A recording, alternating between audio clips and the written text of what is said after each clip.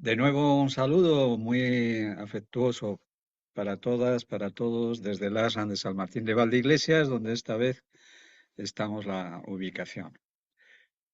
Hacemos la continuación de lo que estuvimos viendo en la anterior sesión. Nos quedamos con el Pratyahara, el quinto elemento del yoga. Ya todo esto, pues estas palabras sánscritas nos suenan a la mayoría, ¿no? Pratyahara, pues la tradición dice que es el control o la supresión, más bien dice, es la supresión de los sentidos para que podamos entrar en un estado de plenitud y de silencio. Pero hacemos énfasis en el maestre Serge, que dice, yo no acepto enteramente como la yoga lo plantea. La teoría de suprimir las sensaciones, dice, será porque soy francés, ¿no? Soy occidental. En efecto, no creo necesario, aún en el sentido más espiritual, suprimir las funciones orgánicas en las cuales nuestro espíritu ha sido puesto para su evolución en el perfeccionamiento. O sea que nuestro ser, nuestra esencia, utiliza un vehículo y ese vehículo pues tiene unos sentidos. Entonces viene a decir que suprimir las sensaciones, cuando el espíritu ha venido precisamente a ubicarse dentro de un cuerpo para adquirir experiencia a través de las sensaciones, pues no parece muy congruente, ¿no? Según lo plantea él, un poco así, diciendo que no acepta enteramente lo que la tradición del yoga nos ha transmitido, porque él trata de hacer una actualización del yoga para nuestro tiempo, ¿no?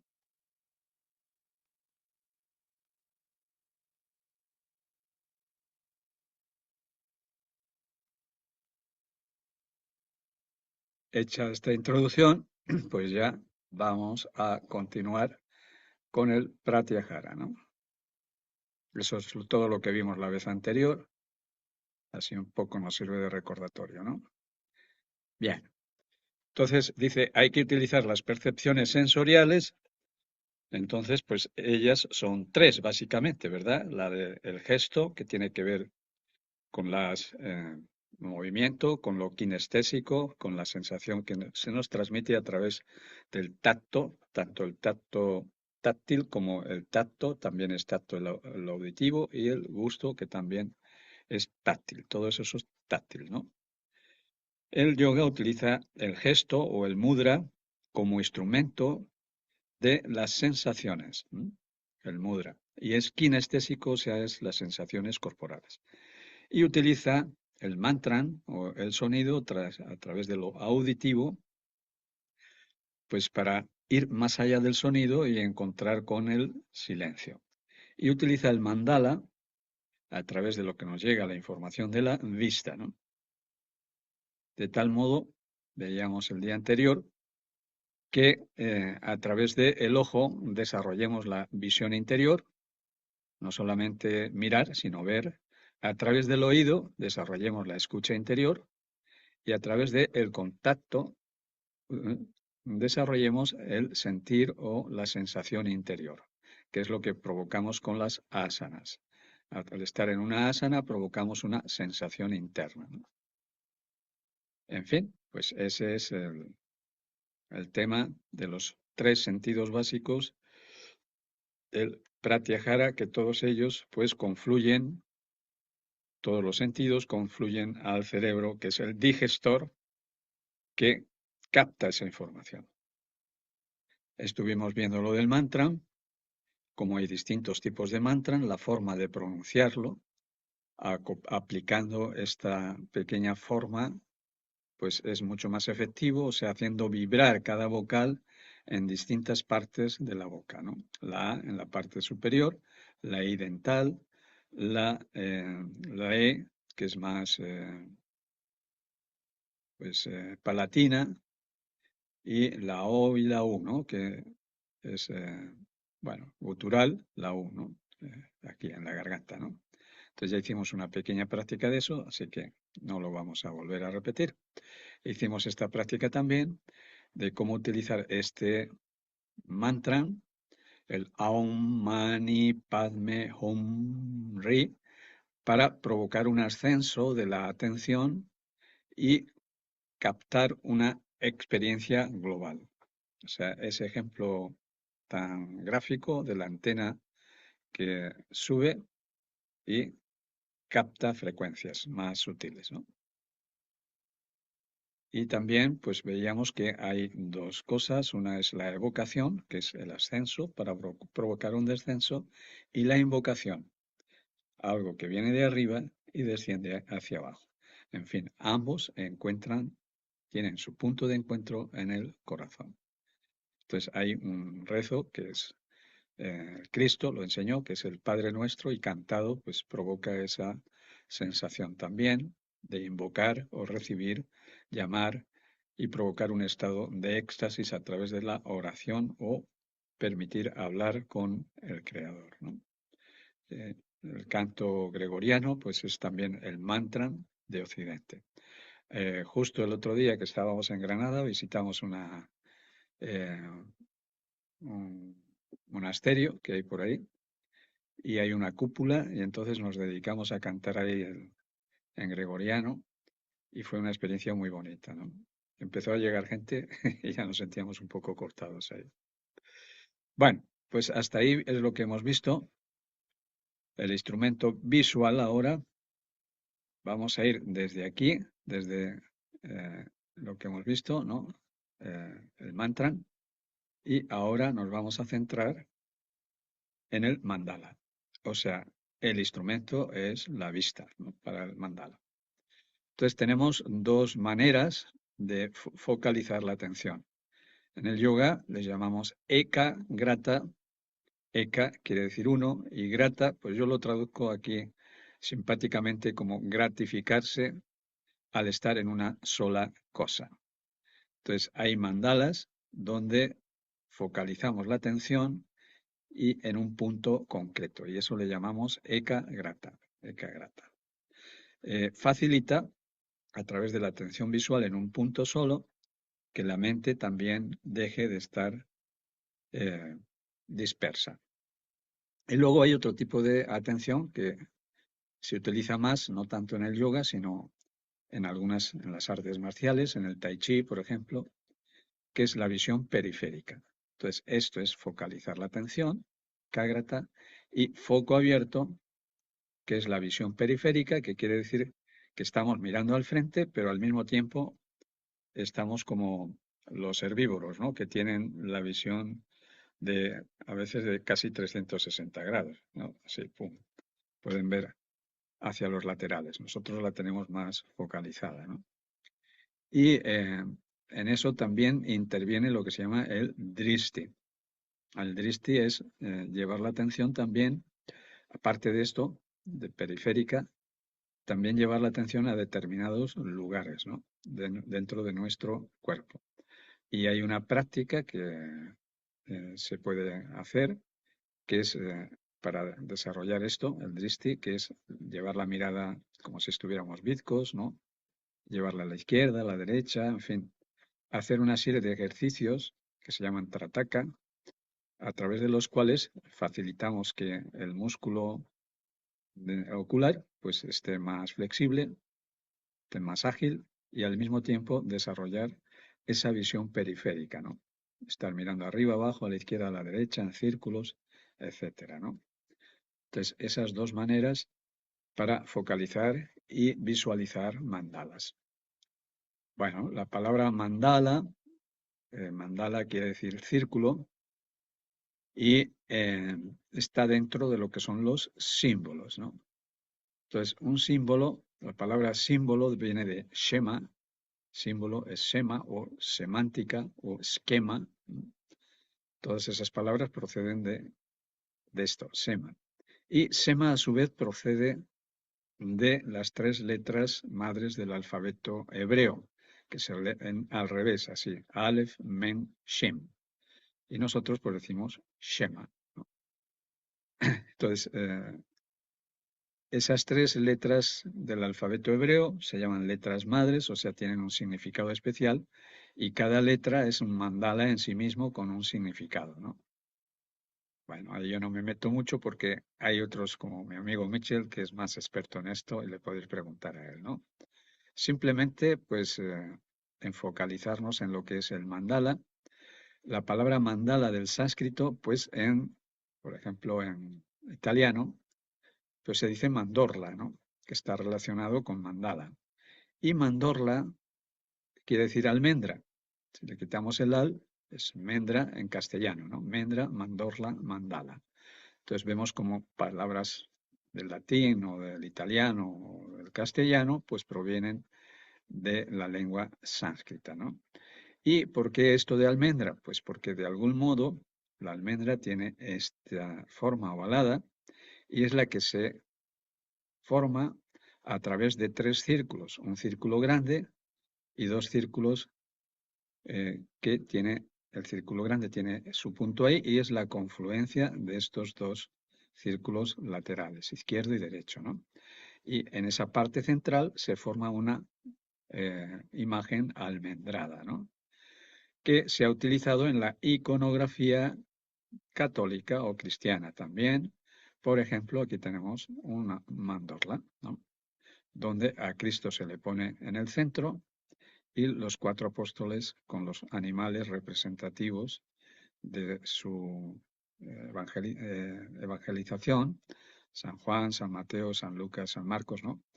A los laterales. Entonces son cuatro más el quinto elemento señalizando pues la atención máxima, la quinta posibilidad, el quinto elemento, la quinta esencia, representa la conciencia crística. Y se encuadra, bueno, no deberíamos decir encuadra porque viene de cuadrado, se mete dentro de una mandorla, haciéndonos énfasis en un mensaje que se está transmitiendo a través de algo que estamos visualizando, que estamos viendo. Aquí vemos la relación que existe, pues, la palabra, el mandala con también en Occidente cómo se ha utilizado, ¿no?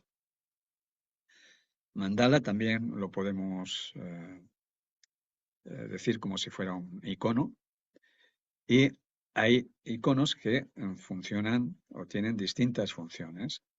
Por ejemplo, uno es transmitir una enseñanza, ¿no? Una enseñanza que nos viene de nuestros antepasados.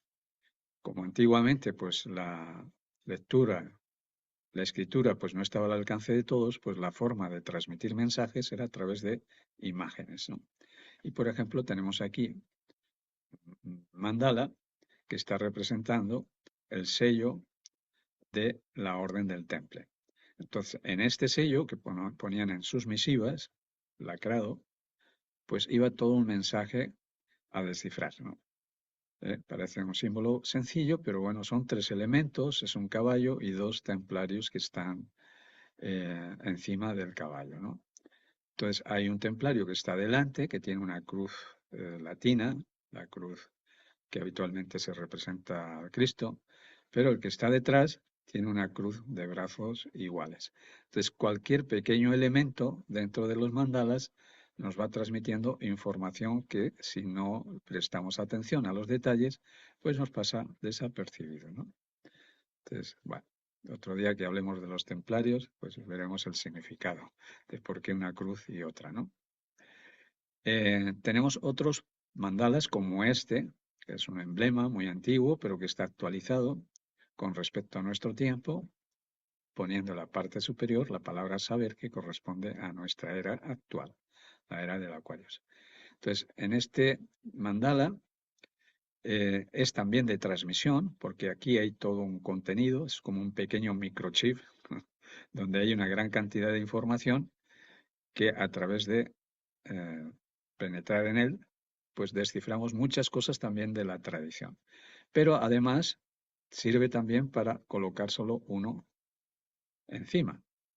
Entonces, ahí es un mapa que cargas continuamente y que te sirve de referencia para tener actuaciones más certeras en tu vida, ¿no?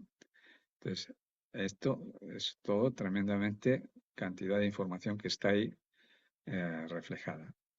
Y tenemos un tercer aspecto de otro mandala, esto también es un mandala, es un círculo, que es el esquema natal, o sea, el esquema de nacimiento de una persona, cómo los planetas estaban ubicados con respecto a los signos zodiacales en el lugar que naciste y en el momento que naciste, haciendo una salvedad que los planetas están ubicados en signos, no en constelaciones.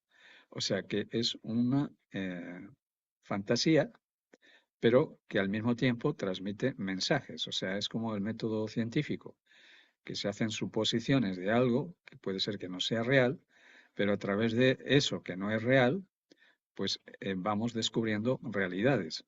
Pero partimos de una base, porque si no tuviéramos una base, no podríamos desde esa base, pues darnos cuenta que esa base a lo mejor no es real y crear una que sí lo sea, ¿no?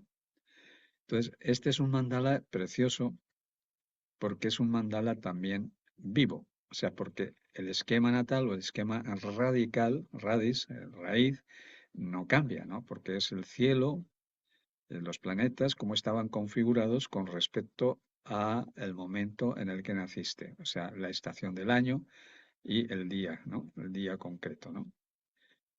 Pero este es mucho más complejo porque además los planetas se están moviendo, entonces cada año hay una progresión planetaria que te puede ir informando de cómo se van desarrollando también, cómo te vas desenvolviendo desde esa raíz, cómo vas creciendo, cómo vas avanzando a lo largo de la vida.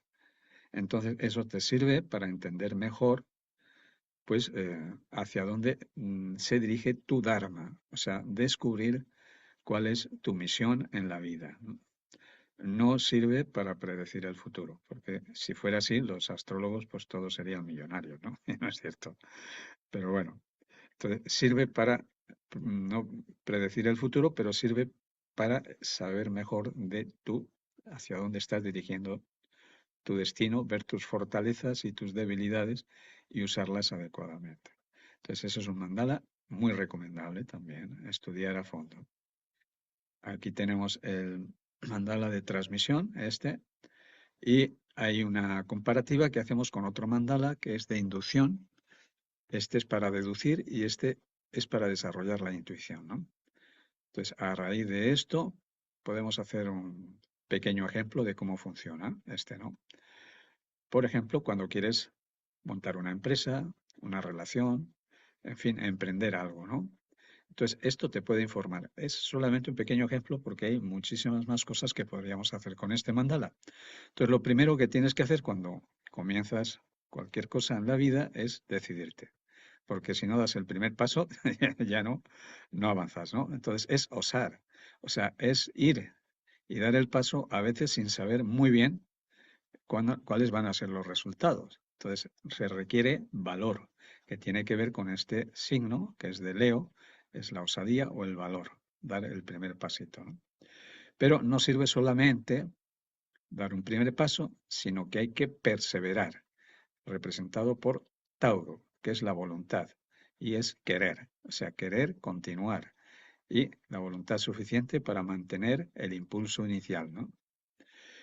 Estos dos, uno sumado al otro, te va a dar una serie de conocimientos, de sabiduría, el saber. Te va a implementar una experiencia, ¿no? Que es el saber. Y cuando ya tienes ciertos conocimientos, pues tienes que saber también muy bien qué decir y qué callar, ¿no? Porque si dices todo lo que sabes, pues puedes tener problemas, ¿no? Entonces, es aprender, no es callarse, no es no decir nada, sino aprender a callar el saber, callar el querer y callar el osar, ¿no? Cuando hay que hablar y cuando no hay que hacerlo, ¿no? Y sobre todo aprender a hablar en síntesis, no hablar por hablar, ¿no? Y este callar tiene que ver con el silencio, con lo cual es la puerta de entrada al quinto elemento, que está representado por el ánfora que representa al Aquarius o también el santo grial que representa la inmortalidad. Hace poco hablando con una persona les recomendaba, os recomiendo a todas, todos, que veáis la película La Última Cruzada de Indiana Jones. Parece una película pues trascendente y bueno, la primera parte pues sí es de aventuras y eso, pero la última parte donde ya se confronta con el templo y va a entrar a un recinto interior. Os recomiendo que la veáis y apliquéis esto. Y lo vais a ver reflejado con mucha claridad si la veis varias veces, porque en la primera vez a lo mejor os pasan desapercibidas muchas cosas, ¿no? O sea que el cine, que es el séptimo arte, es un gran mandala que ojalá se utilizara de forma constructiva, ¿no? No para la violencia, no para pues despertar nuestros instintos más bajos, ¿no? Entonces, ojalá el cine sirviera para eso, ¿no? Y este es un mandala que sobre todo pues los budistas utilizan mucho, el mandala, que curiosamente coincide con este otro.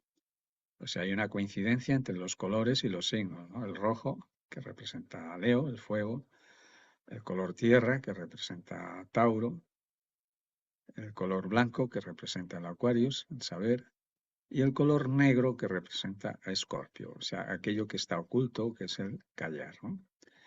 Esto sería como una pirámide, aquí lo vemos en dos dimensiones, pero sería tridimensionalmente, sería una pirámide vista desde arriba, ¿no? Y hay algo interesante en las construcciones de los mandalas, en los budistas. Os recomiendo otra película que se llama El pequeño Buda. Apuntar las dos para que encontréis un mensaje interesante, no solamente entretenimiento, ¿no? El pequeño Buda y quedaros hasta el final de la película. O sea, cuando salgan los rótulos no os vayáis desesperadamente. Dejar que los rótulos salgan porque en el final está todo el gran mensaje que el Buda transmitió a la humanidad. Que habréis visto en algunos documentales que los budistas, pues con arena de colores, van raspando y se tiran varios días hasta construir una cosa tan bella como esta. Y una vez que la han construido, ¿qué hacen? Bueno, ver la película y luego me comentáis qué es lo que hacen, ¿no? Bien, este no es tanto un mandala, que también se representa con círculos, se denominaría un yantram, ¿no? Y el yantram ya no es tanto para deducir cosas, eh, no es tanto para intuir, sino para contemplar, o sea, desarrollar la contemplación. O sea, sobre esto no hay mucho que decir, simplemente es observar y lo que le transmite a cada quien, porque a cada quien lo que le va a transmitir es lo que esa persona tiene dentro. O sea, no puedo decirte que te va, como hice con el primero, ¿no? Los significados, ¿no? El osar y todo eso, ¿no? Porque ese sí es un mensaje. Pero aquí el mensaje no está fuera, está dentro de ti y cada persona tiene que extraer su propio mensaje a raíz de visualizar este yantram. Si ya lo estáis haciendo, solamente con visualizarlo, sin yo decir nada, veréis que ocurren cosas, pues a veces interesantes, ¿no?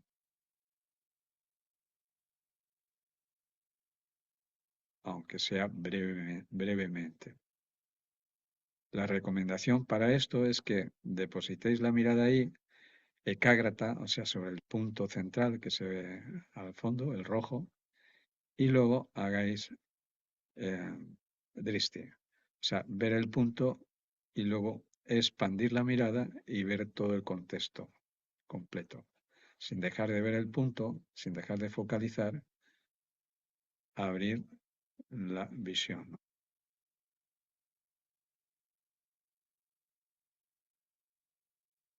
y permanecer, pues mínimo a lo mejor 15, 20 minutos viéndolo.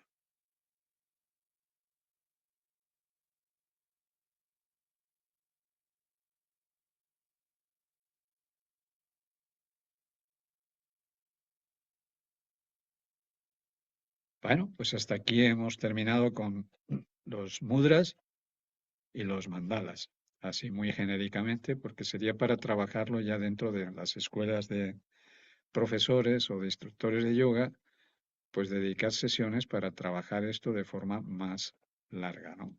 Por ejemplo, eso, visualizar el si entran durante ya no 15 o 20 minutos, a lo mejor media hora, ¿no? Y es algo tremendamente interesante porque sin palabras captamos muchas más cosas que a veces con palabras, ¿no?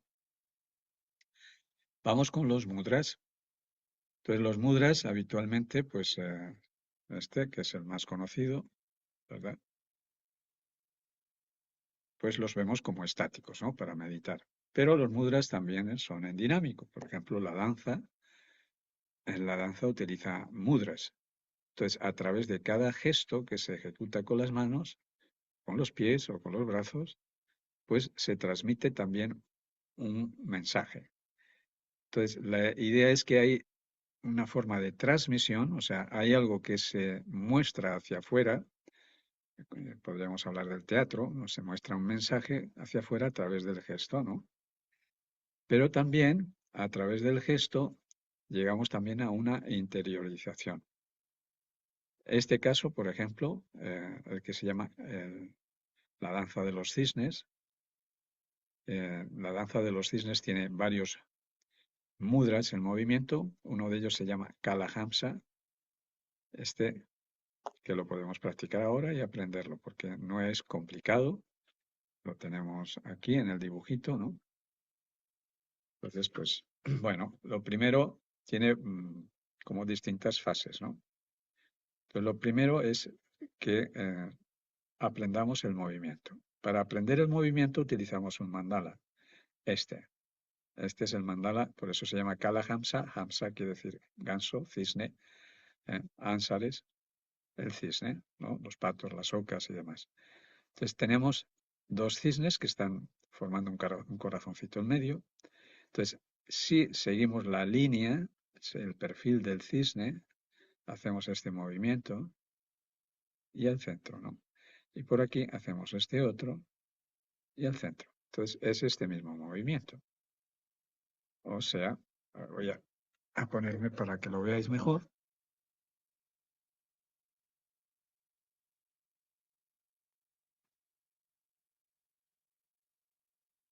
Ponemos las manos en el abdomen.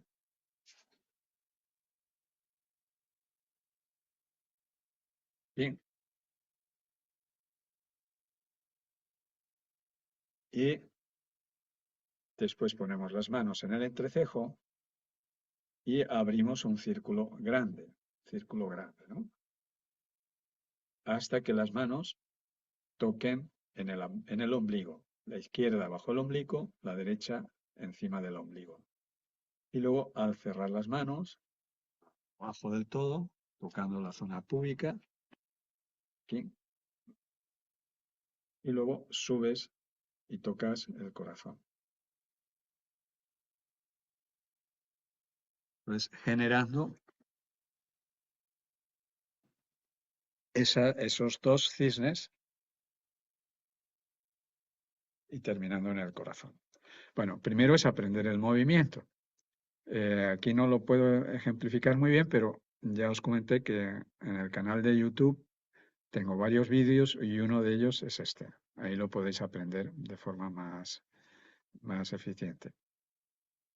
Entonces, primero aprendes el movimiento. Una vez que has aprendido el movimiento, lo coordinas con la respiración.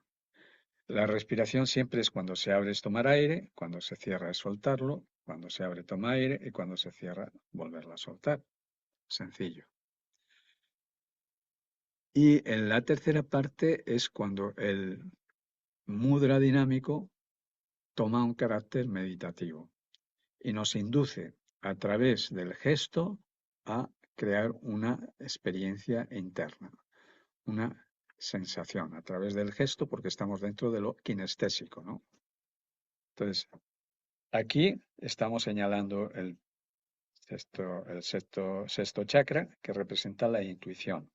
Entonces, abro mi mente a través del gesto, implemento esa experiencia de abrir la mente sin necesidad de palabras.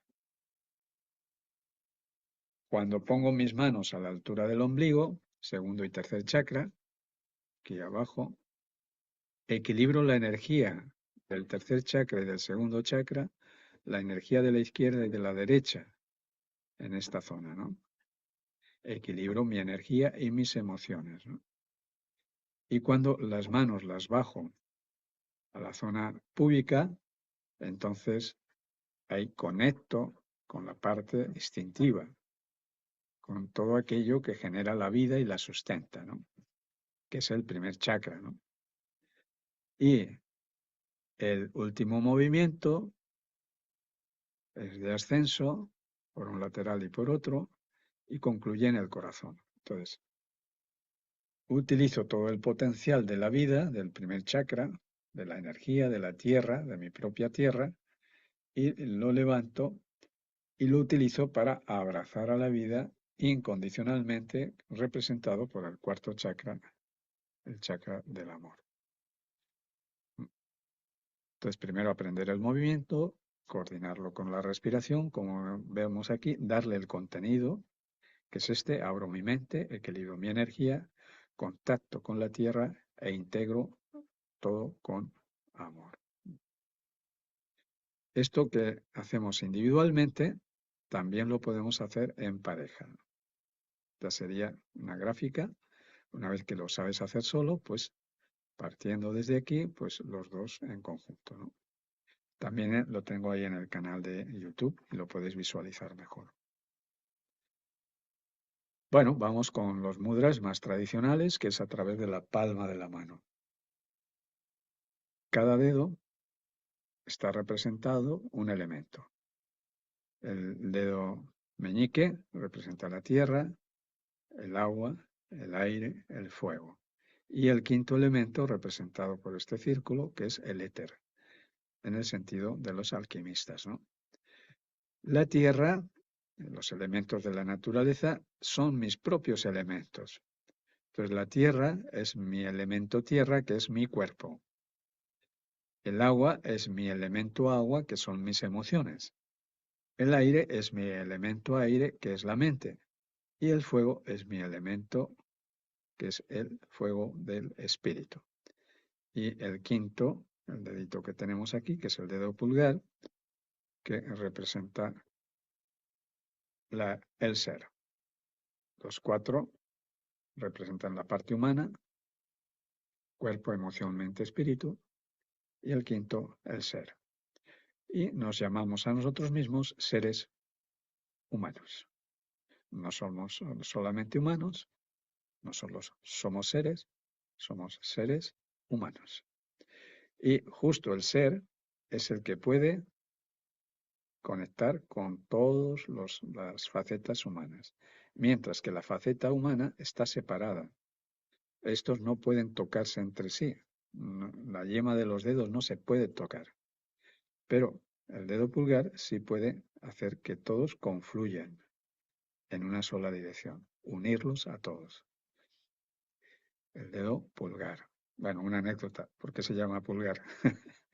El pulgar es el dedo que ha facilitado la evolución de nuestra especie. ¿Cómo es esto, no? Pues bueno, bueno, es una broma. Se llama pulgar porque todavía los monos lo hacen. Quizá nuestros antepasados con el dedo este, pues expulgábamos las pulgas de nuestros congéneres, ¿no?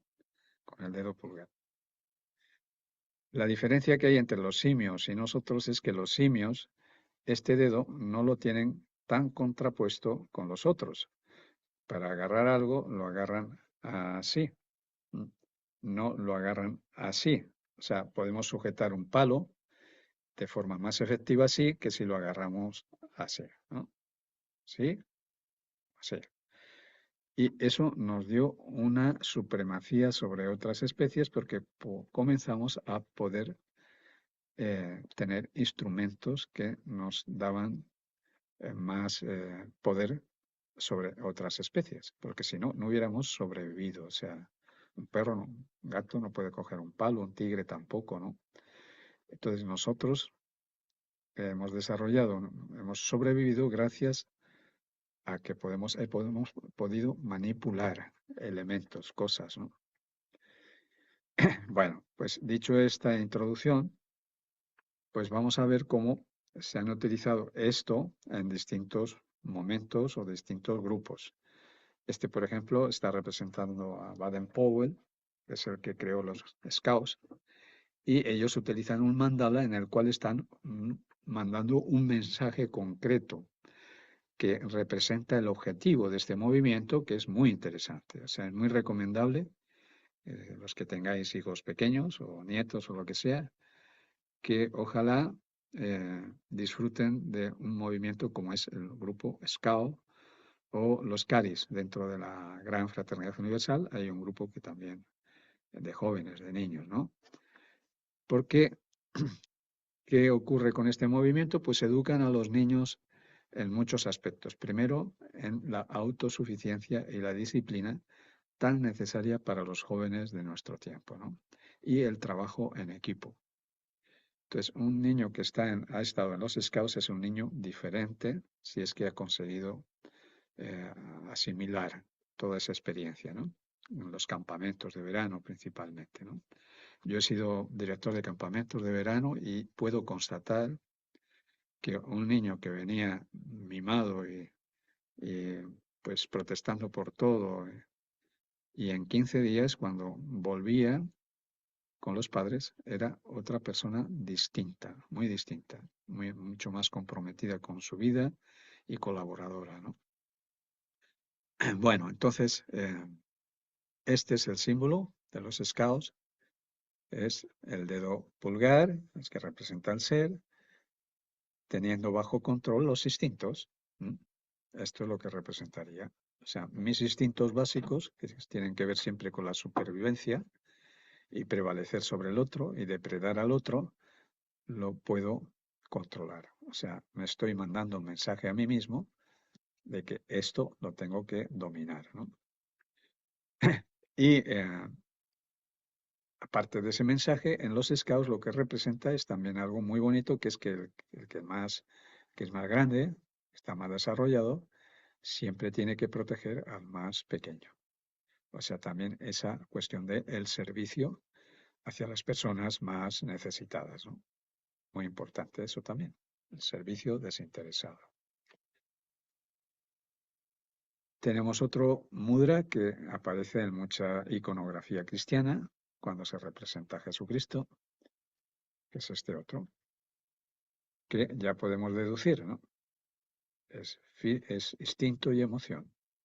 Entonces, dominio sobre mis instintos y mis emociones para hacer prevalecer mi parte humana, representada por la mente, y mi parte espiritual, que es la del amor, ¿no? Diferenciándonos de los animales. O sea, este es el parteaguas. Nosotros somos animales, cuerpo, energía, emociones, racionales, mente. Pero no nos podemos quedar solamente aquí en la mente, y este es el otro mandala. O sea, la mente también necesita ser dominada por el ser, porque si no nos puede jugar malas pasadas, y hacer prevalecer el espíritu, cuyo significado principal es el amor. Entonces, la mente racional no sabe sobre el amor, porque la mente racional es dual.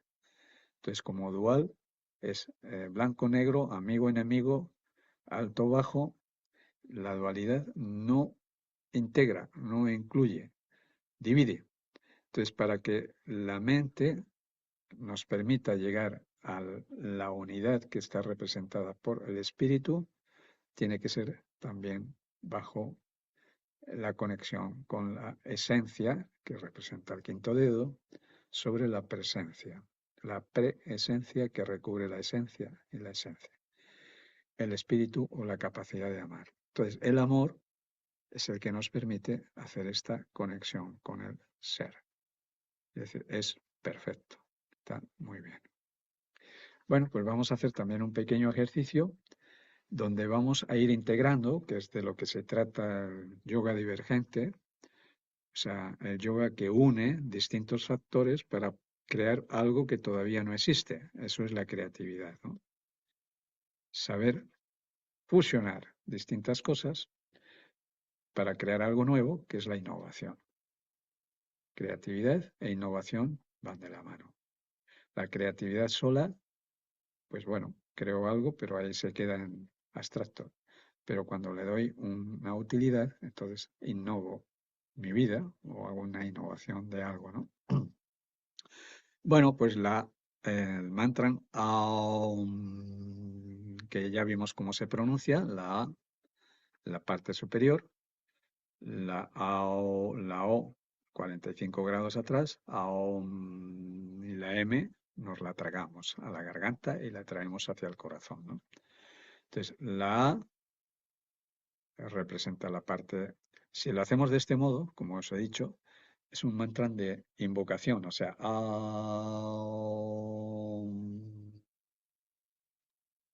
traemos la esencia hacia abajo, perdón, de evocación, o sea, hacemos que algo descienda hacia el corazón, ¿no? Hacia de arriba a abajo. Ahora, si lo hacemos al revés, la A la hacemos vibrar en la garganta, no arriba, es distinto. Hacemos vibrar en la garganta, y la M en la parte del cielo de la boca. Entonces estamos haciendo una invocación, estamos sacando la antena.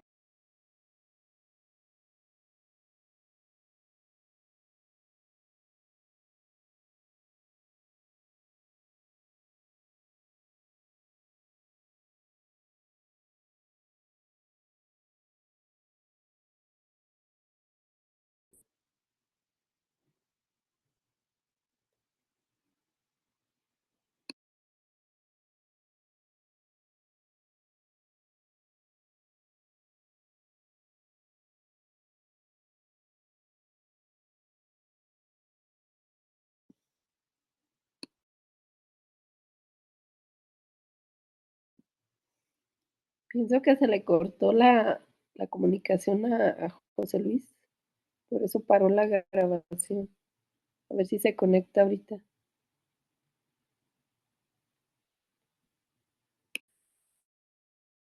Se ve que está conectado, pero no. No se te escucha.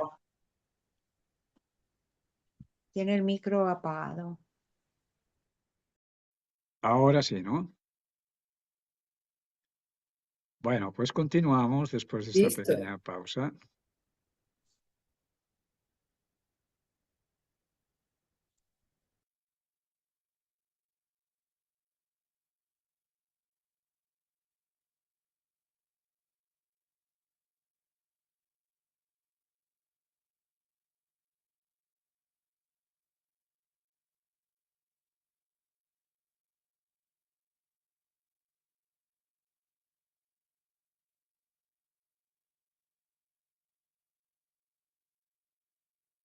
Aquí nos habíamos quedado, ahora sí se oye, ¿se ve? Se Sí. ve usted y se escucha usted. Muy bien. La presentación no la veo yo. ¿La presentación no la ven? No, no se ve la presentación. No, no se ve. No todavía. Ahora sí.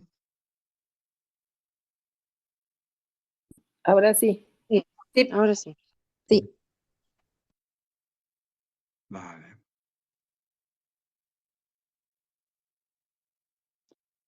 Bueno, estábamos con la práctica que vamos a hacer con este mudra.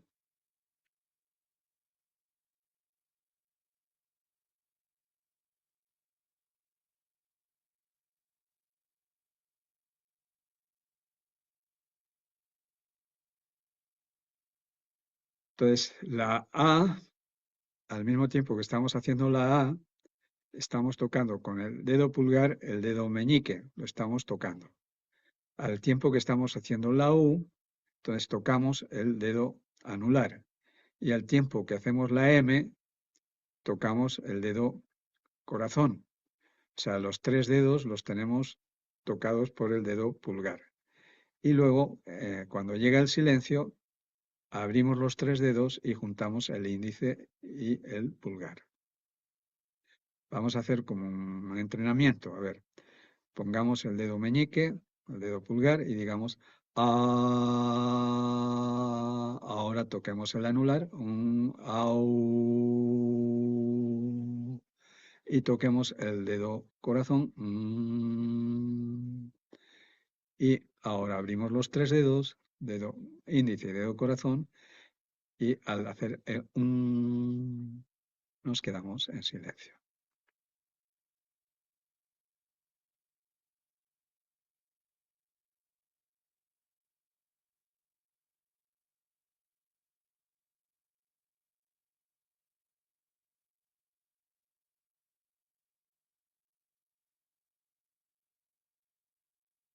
Bueno, pues vamos a practicarlo. Aum.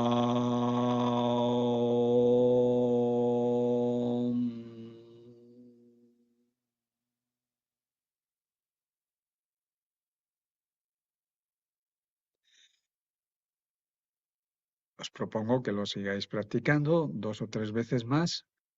Adelante.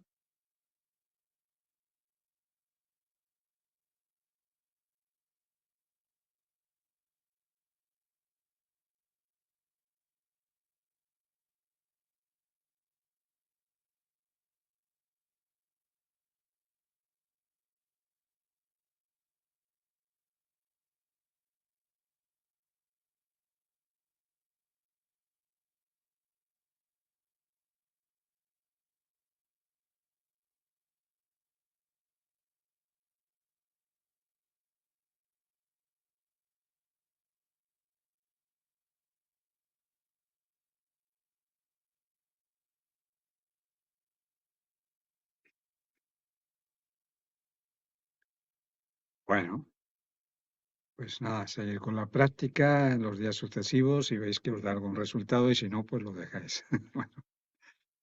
Bueno, vamos a ir concluyendo eh, con el tema de los chakras y Kundalini, ¿no? La energía Kundalini, sabemos que hay 3 nadis, Subsuma, que es el nadi central, Ida, que es el del lado izquierdo, Pingala, que es el lado derecho.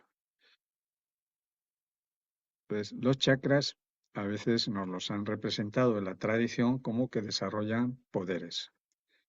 Entonces, lo mismo que hizo el maestre Serge de la Ferrier, refiriéndose al Pratyahara, pues también aquí hay que hacer una pequeña salvedad.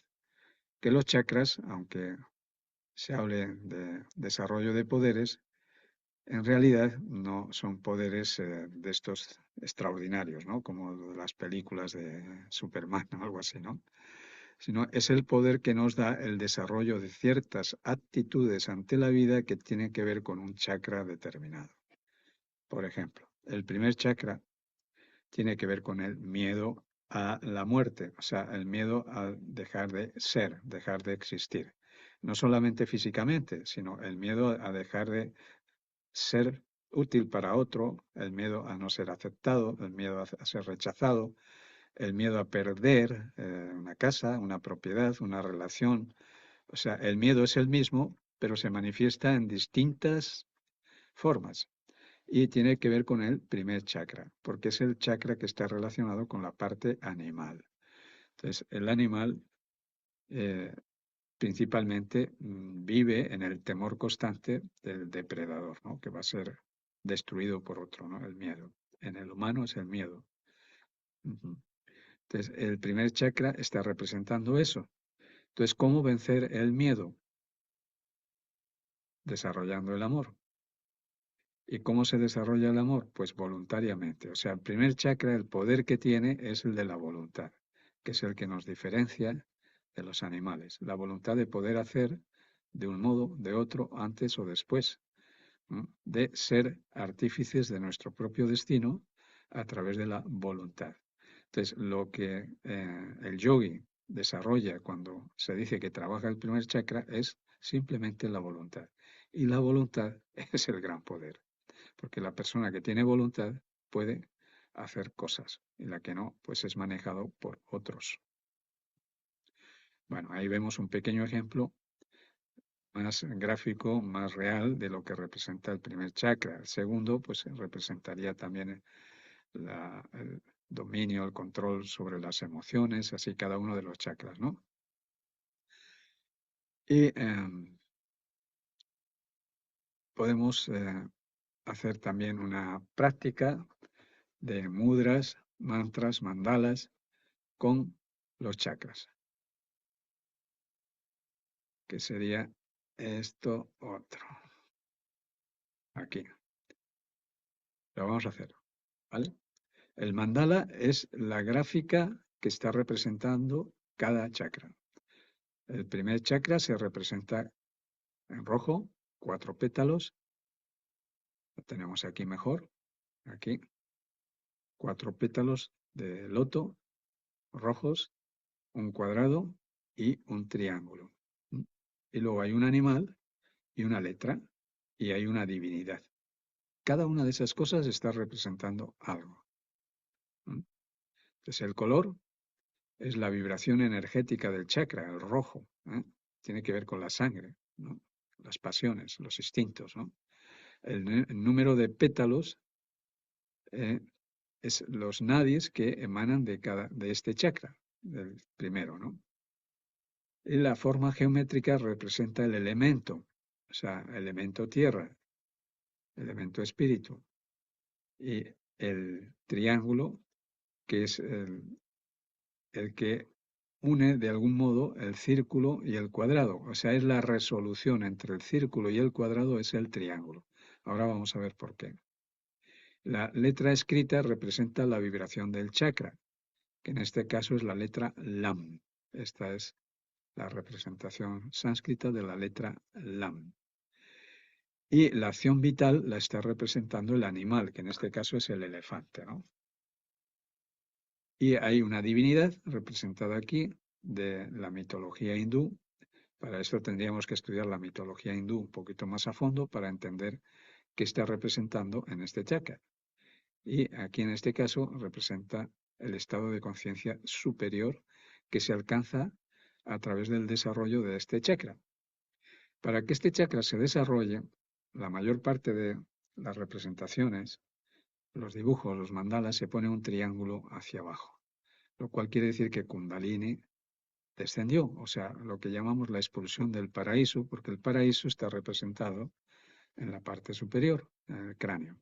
Y hubo un descenso de Kundalini o una expulsión de ese paraíso y radicó en la parte baja, en la rabadilla, el kanda, que se llama en el yoga, ¿no? Que es entre lo que hay entre la zona genital y el ano, ¿no? El kanda.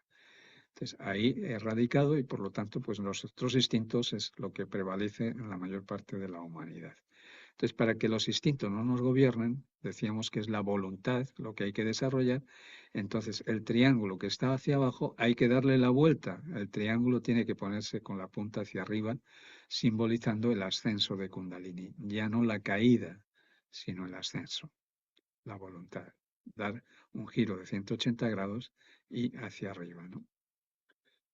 Bueno, pues todo eso es una información que se nos va transmitiendo a través del estudio de los distintos chakras a través de sus respectivos mandalas. Hemos puesto de ejemplo el primero y la meditación. Este es un mandala de transmisión, o sea, transmite una serie de información para ejecutar una acción. Podríamos hacer lo mismo con el segundo chakra, o sea, depositar nuestra atención en él. La forma de hacerlo es primero verlo, ver los colores, ver las formas geométricas, los animales, luego cerrar los ojos y seguir viéndolo internamente. Y a través de la visión interior que tenemos del chakra representado externamente, se descarga la información. Empieza a aparecer la información que está dentro de ti. Bien, esa es la manera de utilizar los chakras, ¿no? Extraer una información para ejecutar una acción. El primer chakra es la voluntad. En el segundo chakra es la armonía. O sea, es equilibrar nuestras emociones, ¿no? Y así con los demás, ¿no? Bueno, pues vamos a ver entonces esto con los distintos mandalas que tenemos aquí, con sus letras correspondientes y la vibración sonora del mantra acompañado de un mudra, ¿no? Entonces, la vibración sonora del primer chakra es Lam, la del segundo Bam, tercero Ram, cuarto Yam, quinto Ham y sexto Haum. O sea que haríamos esto. Lang, Van, Ran, Yang, Ham, Hom, provocando un ascenso. Hacerlo, a ver. Lang, Van, Ran, Yang, Ham, Om.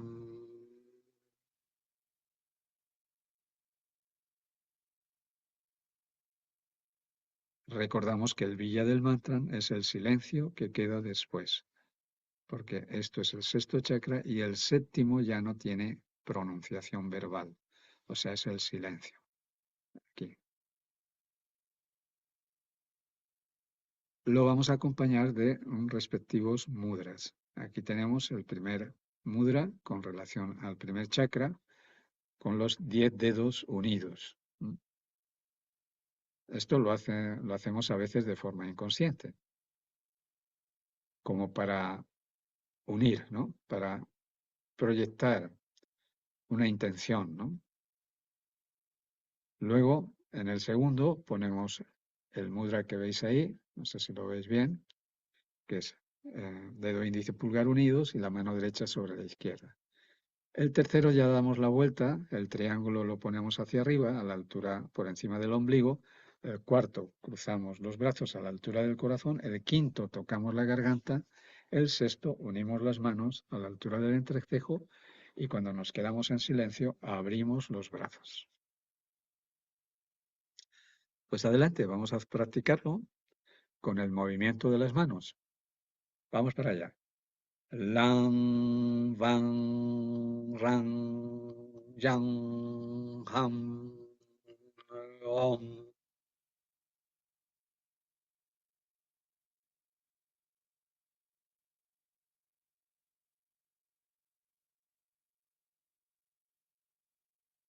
Bueno, tarea para hacerlo en casa. Estamos tocando así de forma muy escueta y como dije antes, esto es para luego trabajarlo en una escuela de profesores, o sea, dedicar media hora, por ejemplo, a la pronunciación de estos mantras en relación con los chakras y los mudras. Entonces ahí tendremos pues una experiencia determinada, ¿no? Bueno, seguimos formando relaciones entre lo que son los chakras junto con los planetas, ¿no? Los chakras decimos que son 7, pero en realidad serían como 12. Tenemos un chakra que es único, que es el primer chakra hacia abajo, y otro único que es el de arriba, ¿no? Y luego cada chakra tiene su correspondiente frontal y correspondiente en la espalda, hacia atrás, ¿no? Tiene una función de absorción por delante y por detrás, ¿no? Por delante y por detrás. Bueno, entonces esto lo encuadramos con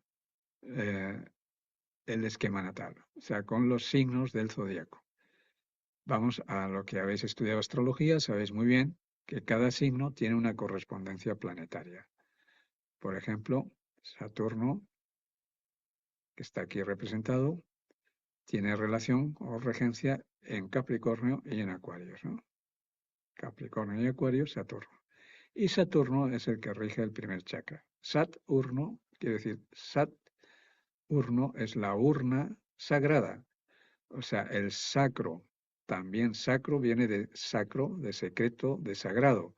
O sea, es nuestra urna sagrada que tenemos que abrir, representado a Kundalini cuando se desarrolla la serpiente y se eleva hacia el séptimo chakra.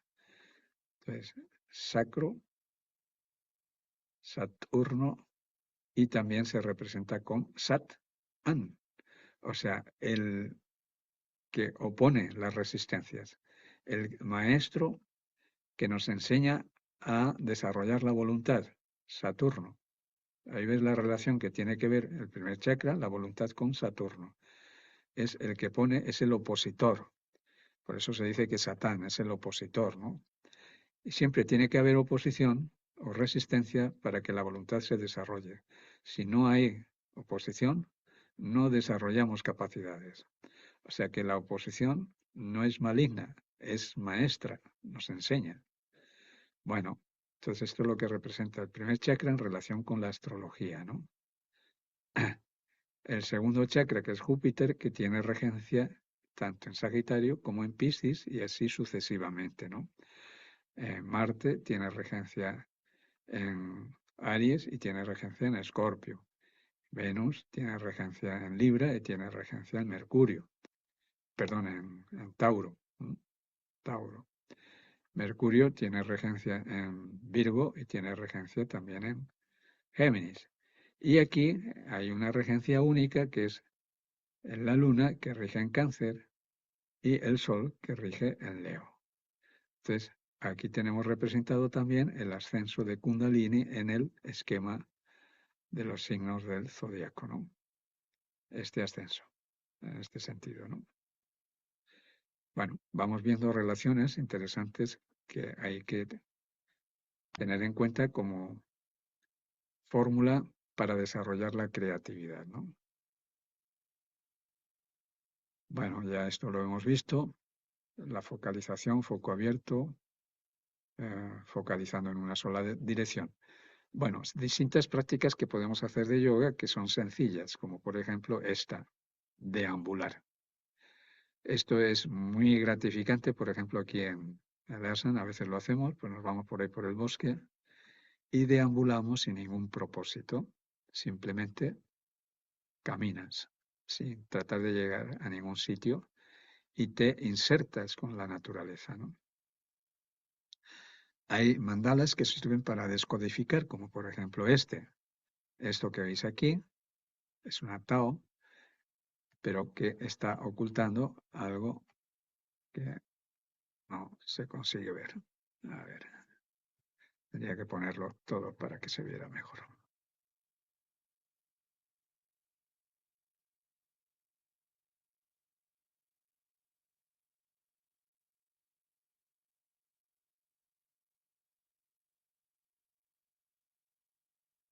Aquí, ¿veis? Esta es una cruz templaria. Y si le ocultamos el brazo de arriba, se convierte en una Tao. Entonces, este es un mandala que tiene un significado profundo, que está hablando de que en esta cruz hay algo oculto, ¿no? Bueno, este otro que tenemos aquí, también hay una cruz templaria ahí. Fijaros qué bonito, mandala en movimiento, ¿no? Cómo se configura una imagen junto con otras. Precioso.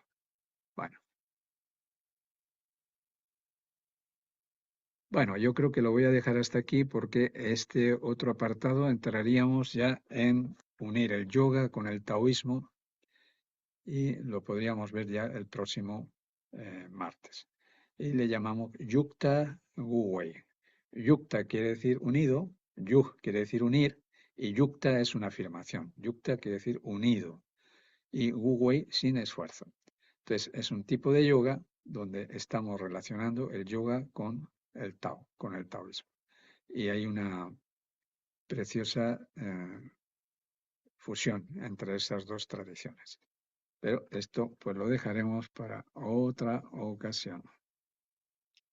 Así que creo que no he podido grabar cuando se ha descargado lo último.